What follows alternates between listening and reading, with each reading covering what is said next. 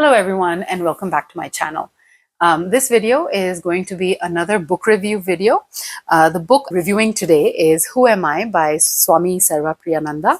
The reason I started this series is because I know that there are a lot of spiritual books out there and a lot of people who want to read these spiritual books, but there are not enough reviews about these books. So, would you actually like to read them? What are the books about? Who wrote them, etc., etc. So this is my attempt to demystify the world of spiritual literature for you.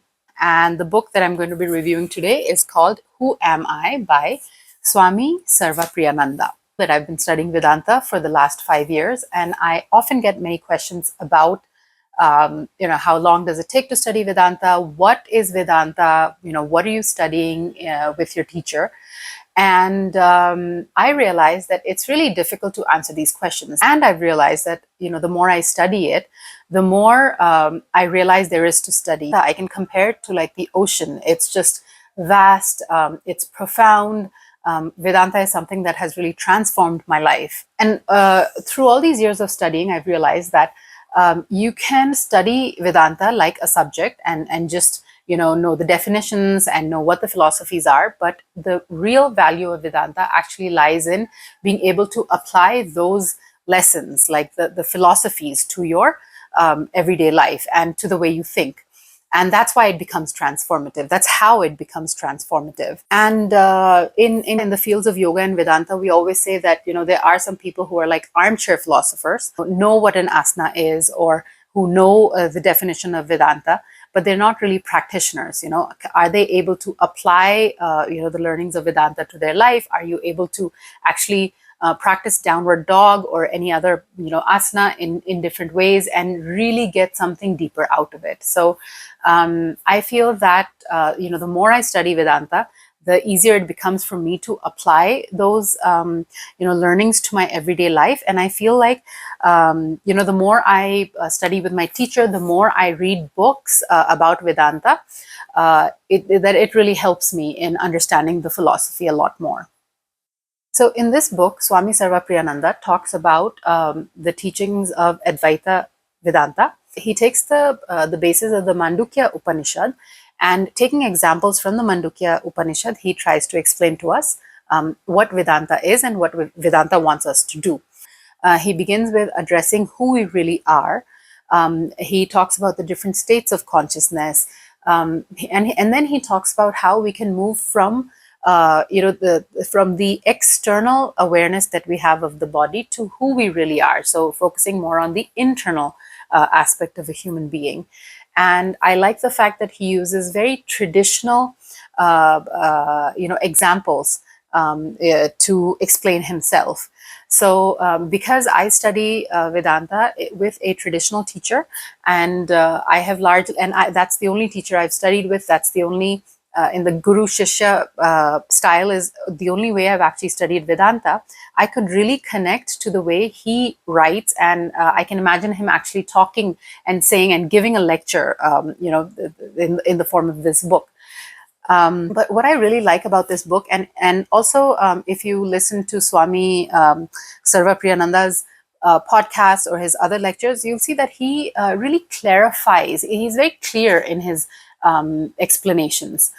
He clarifies Vedanta, I feel like, for the common person, even if you don't have a philosophical bent of mind, or if you have the vocabulary, so to speak, of Vedanta.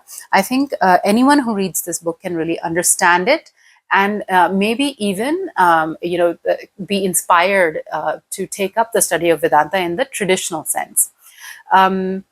Also, because I've been speaking so much about, the traditional methodology of studying Vedanta, bring that up is because I feel nowadays a lot of writers, and philosophers, in the attempt to make Vedanta and yoga and all of these complex philosophies easier for people to understand and perhaps make it more palatable for like modern day individuals, I feel like a lot of people dilute the teachings of that philosophy, and I've seen that in a lot of the yoga books I've read. I've seen that in a lot of the Vedanta articles I've read, a lot of the podcasts I've watched, and a lot of in fact books that I've read also.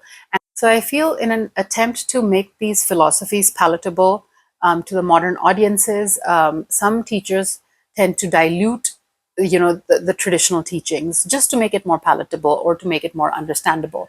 And what I feel is that, then the whole, then not only does your approach to Vedanta change, but the way that the student understands it, and the student's ability to apply these principles to their life, that changes. So I'm a huge fan of studying a philosophy in the way that it's meant to be studied, instead of like, the Gita in 30 days or Vedanta in 5 days, or whatever we see these days. So what I really like about Swami Sarvapriyananda's approach is that he makes it palatable, but he doesn't dilute the teachings. He still uses, like, some of the traditional examples, or the quintessential examples, you can say, such as like the gold in the ornament or the wave in the ocean. These are examples that you hear all the time in Vedanta classes, and the moment you hear this, you really understand what the idea is that's being conveyed. So I think he doesn't go out of his way to get some offbeat kind of examples. He just sticks to solid, real, traditional Vedanta, but at the same time, he makes it very engaging. He makes it very, very approachable, also very accessible for everybody. Also, even rudimentary, Vedanta classes will talk about like the 3 states of consciousness. But Swami Sarvapriyananda goes a step beyond that. He says, look at the 3 states of consciousness, then see how you can use these 3 states to help you in self-inquiry. And then finally, how can you apply all of this to your daily life? So I think that's what makes this book really powerful. A lot of people will say I am biased because I really like the Swamiji's like teachings, and I listen to them all the time. In closing, I'd like to say that if you're looking for a good book about Vedanta, this is a good one. This is definitely one that you should look at. It's a very short book, so it doesn't take a long time to get through, but again, understand a lot of the ideas, a lot of the philosophies. I would suggest that you do need a Vedanta teacher. Trying to learn Vedanta, trying to learn the Gita on your own through translations, it really doesn't work. It can end up confusing you, and it's important in the study of Vedanta because actually it's about yourself, it's about self-inquiry, it's about you living a better life.